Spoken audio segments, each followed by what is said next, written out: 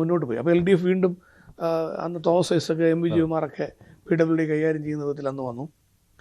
പിന്നെയാണ് മന്ത്രിയെ തീരുമാനിക്കാൻ വേണ്ടി കൊച്ചിയിൽ യോഗം ചേർന്നത്. അപ്പോൾ അവിടെ മന്ത്രിസ്ഥാനം കിട്ടുന്ന ആദ്യ ആൾ എന്നുള്ള ചരിത്രത്തിൽ പാർട്ടിയുടെ ആഭ്യന്തര രഹസ്യങ്ങൾ ഒരിക്കലും പുറത്തു പറയാൻ പാടില്ല എന്നുള്ളതാണ്.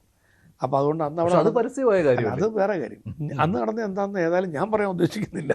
അന്ന് പാർട്ടി ചെയർമാൻ്റെ നേതൃത്വത്തിൽ കാര്യങ്ങൾ ചർച്ച ചെയ്തു. പാർട്ടി ചെയർമാൻ പത്രസമ്മേളനത്തിൽ പ്രഖ്യാപിക്കുന്നു മോൻസി ജോസഫ് ആയിരിക്കും മന്ത്രി എന്ന് പ്രഖ്യാപിക്കുന്നു. അപ്പോൾ അത്രയും ഭാഗം മാത്രമേ ലോകത്തിൻ്റെ മുമ്പിൽ വന്നിട്ടുള്ളൂ. അത്രയും ഭാഗമേ ഞാനും പറയുള്ളൂ. അത് വെളിയിൽ പറയേണ്ടതല്ലേ? കാരണം അന്ന് നറുക്കിട്ടോ, ആ നറുക്കെടുപ്പിലൂടെയാണോ താങ്കൾ മന്ത്രിയായത്? അതിനു മുമ്പ് ബൈബിളിൽ കൈവച്ച് സത്യം ചെയ്യിച്ചു, ഇങ്ങനെയൊക്കെ കാര്യങ്ങളുണ്ടല്ലോ. ഇതെല്ലാം നടന്ന സംഭവം തന്നെയല്ലേ? അല്ല, ഇതൊന്നും അത് ഞാൻ പറഞ്ഞല്ലോ, അതിൻ്റെ വിശദാംശങ്ങളിലേക്ക് കടക്കാൻ കഴിയാത്ത പാർട്ടി അച്ചടക്കം എന്നെ അത് വിലക്കുന്നുണ്ട്. അപ്പം ഞാൻ എപ്പോഴും ആ ഒരു പാർട്ടി അച്ചടക്കത്തിനുള്ളിൽ എന്നും നിൽക്കാൻ ശ്രമിച്ചിട്ടുള്ള ഒരാളാണ്. അതുകൊണ്ട് അതിലെന്നോട് ക്ഷമിക്കുക. അത് പലതരത്തിലുള്ള സംഭവവികാസങ്ങൾ ഉണ്ടായെന്നുള്ളത് വസ്തുതയാണ്.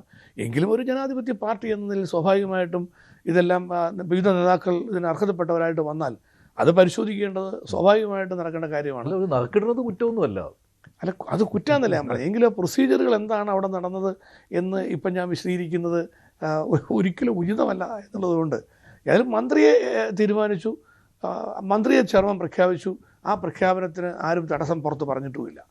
അപ്പോൾ പിന്നെ അത് പാർട്ടിയുടെ ഏകദേശമായ താങ്കളുടെ മന്ത്രിസ്ഥാനം പോലും പിന്നീട് ത്യജിച്ചുകൊണ്ടുള്ള ഒരു ലയനമാണ് പിന്നീട് നടന്നത് അല്ലേ? അല്ല അതല്ല, തിരിച്ചു വന്നു അദ്ദേഹം. പക്ഷേ എങ്കിലും പിന്നീട് LDFൽ നിൽക്കുകയായിരുന്നുവെങ്കിൽ കുറച്ചുകൂടി നല്ലതാ എന്നൊരു തോന്നൽ ഉണ്ടായിട്ടുണ്ട്. ഇല്ല, അങ്ങനെയൊന്നുമില്ല. അങ്ങനെ നമ്മൾ നിലപാടുകളാണല്ലോ.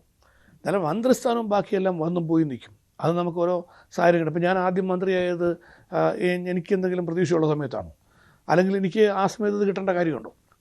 പക്ഷേ എന്തുകൊണ്ട് ഭാഗ്യമാണല്ലോ. അതല്ല കിട്ടാതെ പോയാൽ എന്ത് ചെയ്യും? സ്ഥാനം പാർട്ടിയല്ലേ തീരുമാനിക്കുന്നത്. ഇപ്പം എനിക്കല്ലെന്ന് പറഞ്ഞാൽ ഞാൻ എന്ത് ചെയ്യും? അപ്പോൾ അതുകൊണ്ട് കിട്ടിയെന്ന് പറയാം. അപ്പോൾ അതൊക്കെ അപ്രതീക്ഷിതമായി വരുന്നതോ സ്വാഭാവികമായി വരുന്നതോ എല്ലാം കാണാം, രാഷ്ട്രീയമാണ്. പക്ഷേ നിലപാടുകളാണ്. നിലപാട് നമ്മളെടുത്തത് കേരള കോൺഗ്രസ് യോജിപ്പിൻ്റെ സമയത്താണ്. ഞാൻ മന്ത്രിസ്ഥാനം മാറുന്നത് PJ ജോസഫ് സാറ് വീണ്ടും അദ്ദേഹത്തിൻ്റെ തിരികെ വന്നപ്പോഴാണ്. അപ്പോൾ അദ്ദേഹം വന്നപ്പോൾ ആ നിമിഷം തന്നെ രാജിവെച്ചു. അദ്ദേഹം മന്ത്രിസ്ഥാനത്തേക്ക് വരുന്നു. കുറച്ച് കഴിഞ്ഞപ്പോഴാണ് കേരള കോൺഗ്രസിന് യോജിപ്പെന്ന വിഷയം വരുന്നത്. അപ്പോൾ KM മാണി സാറും PJ ജോസഫ് സാറും ഒന്നിച്ച് പോകാനുള്ള തീരുമാനത്തിലേക്ക് വന്നപ്പോൾ പാർട്ടിയുടെ നേതൃത്വം ആലോചിച്ചു, LDF വേണോ UDF വേണോ? അപ്പം UDF നിൽക്കാമെന്നുള്ള നിലപാടിലേക്ക് വന്നു. അത് KM മാണി സാറിൻ്റെ കൂടി ഒരു പ്രപ്പോസലായിരുന്നു, UDF നിൽക്കാം. ഒരു ഘട്ടത്തിൽ കടുത്തുരുത്തിയിൽ നിന്ന് മാറുവാൻ